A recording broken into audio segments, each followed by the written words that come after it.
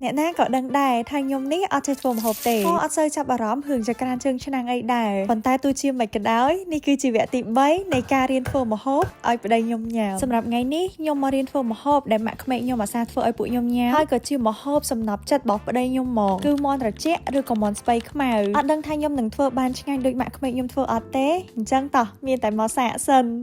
មួយរយៈនេះសម្រាប់តែនៅផ្ទះទេដោយសារតែឈឺអត់ស្រួលខ្លួនចាំថ្ងៃនេះគ្រូសាខ្ញុំចេញទៅធ្វើការបាត់ថ្ងៃឡើងម៉ាក់ឲ្យប៉ានាំក្មួយទៅក្រៅបាត់ទៀតអ្នកជំងឺនេះនៅផ្ទះម្នាក់ឯងអត់ចង់តម្រុនតម្រាព្រោះខ្លាចកាន់តែអត់ស្រួលខ្លួនលើសដើមមកក៏សម្រាប់ចិត្តថានឹងងើបរៀបចំខ្លួនចេញទៅផ្សារមកចង់សាកធ្វើមាន់ស្ពៃខ្មៅនឹងដែរព្រោះអត់ដែរចេះធ្វើទេគឺចេះតែញ៉ាំហើយផ្សារដែលខ្ញុំទៅនឹងគឺអត់មានណាទេមានតែអ៊ីអន3នឹងឯងនៅចិត្តផ្ទះហោមុននឹងទៅនឹងដោយសារតែខ្ញុំអត់តញ៉ាំបាយថ្ងៃដែរហើយខ្ញុំត្រូវការញ៉ាំបាយដើម្បីលេបថ្នាំក៏ឆ្លៀតចូលទៅញ៉ាំបាយមួយម៉ាត់សិនដែរព្រោះគិតថាថ្ងៃហ្នឹងមកទិញគ្រឿងក្រៅមាន់ស្ពៃខ្មៅហ្នឹងវាតែបន្តិចគេវាអត់ច្រើនអញ្ចឹងវាលឿនហើយទាំងអស់គ្នាដឹងអត់រហដងពេលខ្ញុំអបផ្សារគឺខ្ញុំប្រើពេលយូរមែនតើដោយសារតែខ្ញុំអត់សូវស្គាល់របស់ហើយអត់ដឹងថាណាគេទុកណាទុកណីត្រូវដើរសួរគេអញ្ចឹងតែតាំងពីធ្វើវីដេអូធ្វើម្ហូបនេះមកផ្សារច្រើនដងគឺចំណាំកន្លែងបាត់តែឥឡូវសាច់មាន់សាច់ជ្រូកអីងាកមកឆ្វាច់គឺដឹងហ្មងថានៅកន្លែងណាខ្ញុំចេះធ្វើតែ2 3មុខទៀតខ្ញុំខ្លាចជាស្ត្រីមេផ្ទះដែរអញ្ចឹងមុនហ្នឹងបានទិញសាច់មាន់ទិញគ្រឿងក្រៅអីខ្លះហើយផេងល្ងផេងឥឡូវនេះខ្ញុំមកហៅស្ពៃនេះគឺលក់ដាច់មែនតើអ្នកទាំងអស់គ្នាឡើងចង់អស់ហ្មងនៅសល់តែ4ដុំនឹងគាត់នៅក្នុងផ្សារទិញឲ្យភ្លាមអត់បង្អែបង្អង់យូរទេគឺយូរអវ៉ាន់ចេញហៅអីជិះទៅផ្ទះវិញហើយងាកមកមើលមេឃនៅខាងក្រៅវិញគឺរកភ្លៀងហ្មងអានេះគឺខ្ញុំបានមកដល់ផ្ទះហើយរៀបចំធ្វើម្ហូបភ្លាមតែម្ដងតែឥឡូវហ្នឹងមានបញ្ហាមួយខ្ញុំអត់ដឹងថាវិធីគេពុះមាន់បែបណាទេមាន់នេះទំហំខ្ញុំពុះបានគឺ15នាទី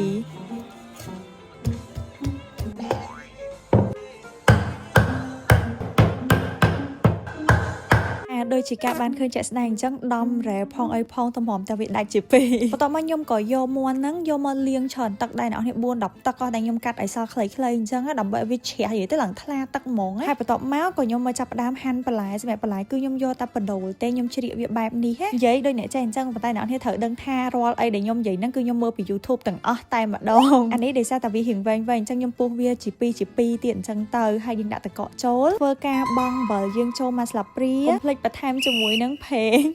មួយស្លាបព្រាដែរកន្លែងហ្នឹងម៉ាក់ខ្ញុំស្រែកថាខុសហើយគេអត់ធ្វើអញ្ចឹងទេ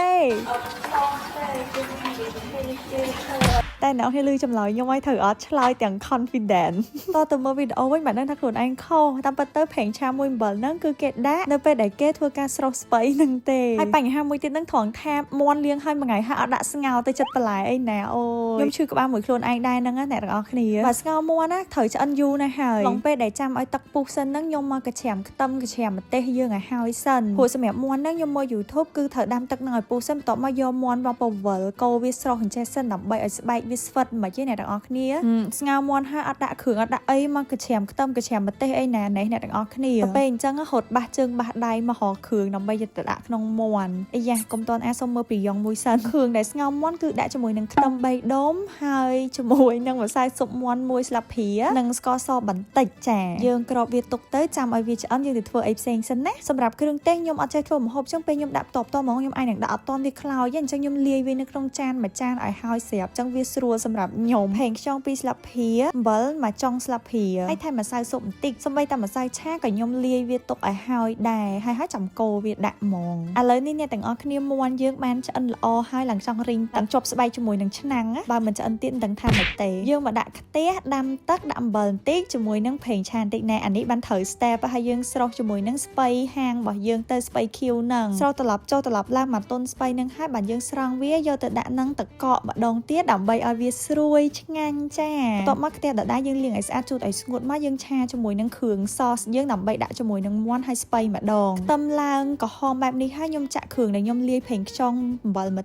ទេសអីនឹងចូលហើយដាក់ជាមួយនឹងទឹកបន្តិចមកហើយលាយជាមួយនឹងម្សៅឆាដើម្បីឲ្យវារៀងខាប់អីអញ្ចឹងណាខ្ញុំបន្ថែមជាមួយនឹងប្រេងល្ងហើយប្រេងល្ងខ្ញុំនេះមានអារម្មណ៍អត់សូវឈ្ងុយខ្ញុំយកចោលមកប្រេងល្ងគេដាក់ប៊ីប៊ីមបាប់បាយការ៉េថែមទឹកស៊ីអ៊ូវតិចដែរហើយយើងភ្លក់មានជាការភ្លក់ជាលើកទី1អត់សូវដឹងរសជាតិទេលើកទី2នៅតែមិនទាន់ដឹងរសជាតិដាតឡើងស្ពឹកអស់ហើយ ចាលើកទី3លើកទី4អត់ដឹងមិនម៉ាទេឥឡូវសុំឆ្លៀនបន្តិចឆ្លើយសំណួរមួយសិនបងអូនសួរច្រើនពីមុខខ្ញុំរកពេលខ្ញុំធ្វើម្ហូបឃើញអាឡងចង់ដឹងពី skin care ដែលខ្ញុំប្រើជាប្រចាំខ្ញុំអត់អាចនិយាយពី skin care បានទេព្រោះសេរ៉ូមអីហ្នឹងយើងប្រើខុសៗគ្នាតាមបញ្ហាស្បែកតែបើនិយាយពីលេខការពារកម្ដៅថ្ងៃព្យូរ៉ានេះបងប្អូនទាំងអស់គ្នាអាចប្រើដូចខ្ញុំបានវាអាចប្រើបានគ្រប់ប្រភេទស្បែកមុខមិនថាស្បែកមនុស្សផលស្រីឬប្រភេទស្បែកបែបណាសូម្បីតែមុខខ្សោយមានមុនហ្នឹងក៏ប្រើបានដែរប្រើឲ្យឃើញមុខភ្លឺអត់កម្រិតការពារគឺរហូតដល់50 PA បូក4ដងណាការពារពីពន្លឺព្រះអាទិត្យបានខ្ពស់ហើយពេញលេញមែនតើអញ្ចឹងវាធ្វើឲ្យស្បែកមុខយើងអត់ងាយចាស់ហេស្នាមដែលបន្សល់ពីមុនមុំណាក៏ជួយព្យាបាលបាត់អស់ដែរដោយសារតែមានសារធាតុផ្សំដែលជួយទៅលើស្នាមមុខអ្នកដែលអាសារ៉ូដាក់អីទៅកាហាយក៏មួយនេះជួយបានល្អ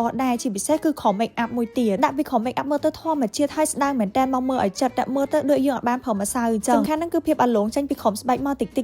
ចង់បើចង់បានណាអាចឆាតមក Facebook ដែលខ្ញុំដាក់នៅលើនេះបានណាមកសុំងាកមកការធ្វើម្ហូបវិញមន់យើងទៅជាអីអញ្ចឹងខ្ញុំធ្វើការហែកសាច់វាជាចំណិតតូចហើយម៉ាក់ខ្ញុំវិញគឺមកអង្គុយរាប់ស្លាបព្រាហ្មងយ៉ាប់មែនអ៊ីហ្មងប្រាប់តែគេកំពុងតែថតអីហ្នឹងសាច់មន់ក៏ហែករួចរាល់ស្បៃក៏ស្រស់រួចរាល់អញ្ចឹងយើងយកវាមកលាយបញ្ចូលគ្នាមកដាក់សាច់មន់ដាក់ស្បៃដែលយើងស្រស់ហើយនឹងចូលស្បៃខ្ញុំពណ៌ស្អាតមែនតើអ្នកនរឃើញអត់ស្លេកអត់ស្លោកទេសម្រាប់គ្រឿងនេះខ្ញុំឆាមករៀងច្រើនអញ្ចឹងទៅខ្ញុំដាក់តែ2វែកនឹងទេធ្វើការកូរច្បល់វាឲ្យចូលជាតិគ្នាសព្វហើយទើបយកមកដាក់ក្នុងកូនចានបន្ទាប់មកខ្ញុំធ្វើការសកាត់វាឲ្យណែនព្រោះឲ្យចង់ឲ្យវាខ្លំស្អាតពេលចាក់ចេញមករួចហើយយកដាក់ចូលក្នុងទូទឹកកកក្របវាទុកចោលទៅចាំពេលគ្រួសារខ្ញុំមកបានបើកវាយកមកញ៉ាំមន់ត្រជាក់អត់បានជាមួយទឹកស៊ីអ៊ីវម្ទេសទេនេះរូបរាងរបស់មន់ត្រជាក់របស់យើងពេលចាក់ចេញមកមហូបវិញគេតែសំខាន់លើកនេះវាមានចង្កឹះនេះញោមស្វាយញោមអីហ្នឹងអូ